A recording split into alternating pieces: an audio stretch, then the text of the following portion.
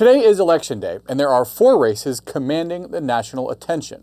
A mayor's race in New York City, governor's races in Virginia and New Jersey, and a ballot measure in California that would redraw the state's congressional districts. Niall Stanage, White House columnist here at The Hill, joins me to discuss. Hey Niall, so first let's talk about New York City.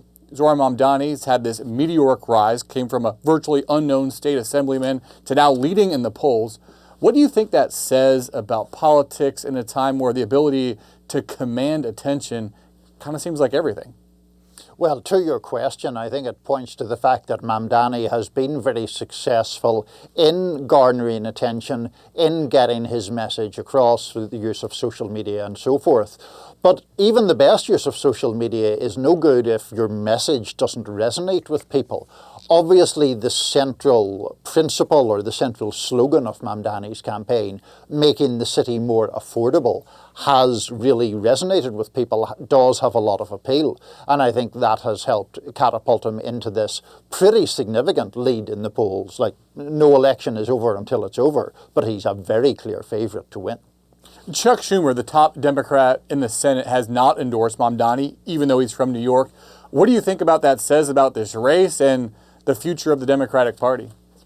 Well, it gets to this issue where you have the left or progressives in the Democratic Party versus the establishment and the centre. And of course, we saw that play out in the primary when Mamdani beat the much more pro-establishment centrist Andrew Cuomo, the former governor. Cuomo, of course, still in running as an independent.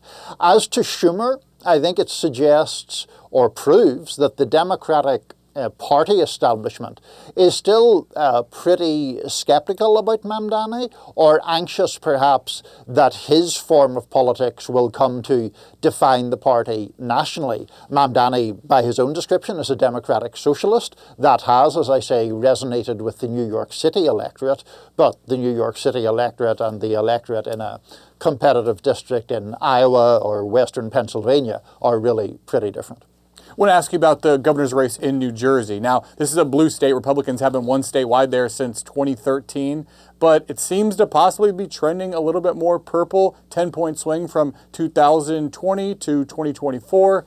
What are you going to be watching for tonight in the Garden State? Well, I think that one of the key issues there will be geographical, because South Jersey is one of the key areas or regions where there is typically more support for Republicans. The Republican nominee for Governor, Jack Ciattarelli, has to do well there if he's to offset the much more Democratic areas that sort of are just across the river from New York City, northern Jersey.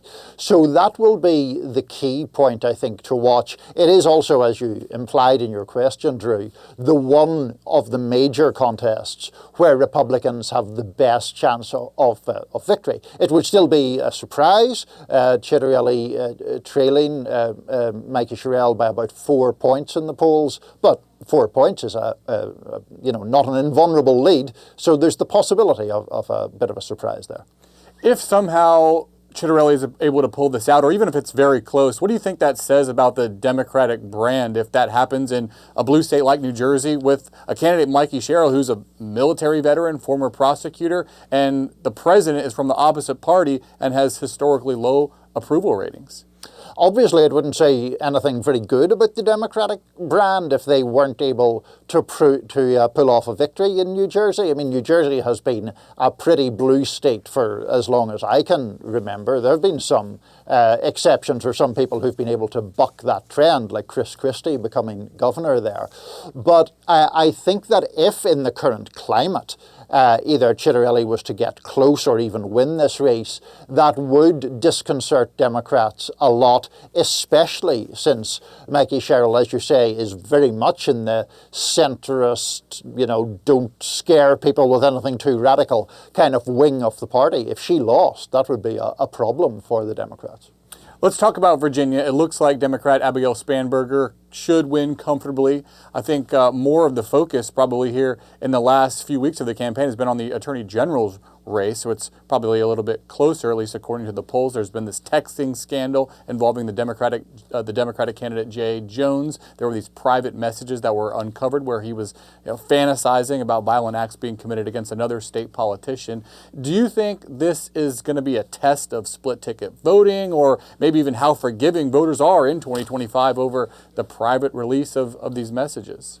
Yeah, I think that's a great way to put it, in fact, because if Jay Jones wins, what that will then say is that the Democratic tide in Virginia and the Democratic and centrist opposition to President Trump is transcending most other factors. Now, if Jones loses, it will be pretty plainly about those texts and the understandable controversy that surrounded them. So you have this really interesting dynamic set up where you have the texts weighing in one direction and the national political picture and the increasingly democratic nature of Virginia weighing in the opposite direction. Which one of those competing pressures is going to win out? Interesting to see how much split ticket voting there is, in a country and in a state surely that has become even more politically divided throughout the years. We'll talk about California. Proposition 50, it would redraw the state's congressional districts to benefit Democrats.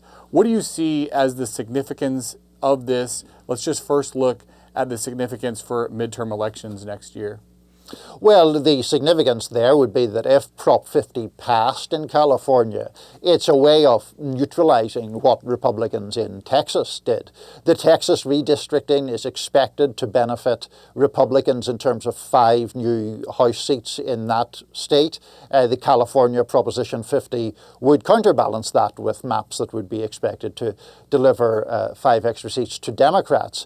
I do think there are, broader dangers as a society of getting into this thing where maps are just constantly being redrawn by the party in power in each individual state to maximize their House gains. And I think that is obviously something that could undercut faith in the democratic process. But that seems to be the kind of electoral arms race we're in right now.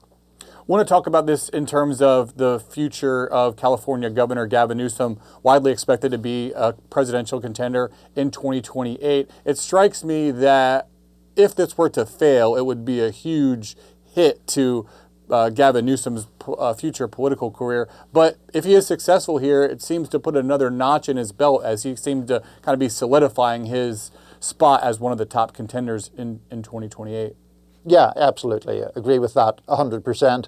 Governor Newsom has been someone who has sort of risen up the Democratic rankings as he has adopted a more confrontational approach to President Trump. And the most obvious example that most people will be aware of are these social media posts that Newsom and his team have engaged in, very much mocking or imitating Trump's kind of self-praising style on social media.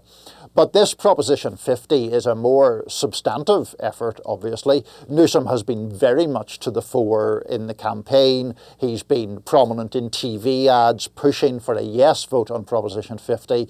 The polls have the proposition passing by about 20 points, which is indicative of the Democratic lean in California, but still, as you say, another notch in Newsom's belt if it passes by anywhere near that margin. Very hard to see it not passing, but as we were saying earlier, politics is full of surprises. All right, full of surprises. We'll continue to watch throughout the day. For now, we'll leave it at that. Niall Stanage, thanks so much for your time. Thanks, Drew.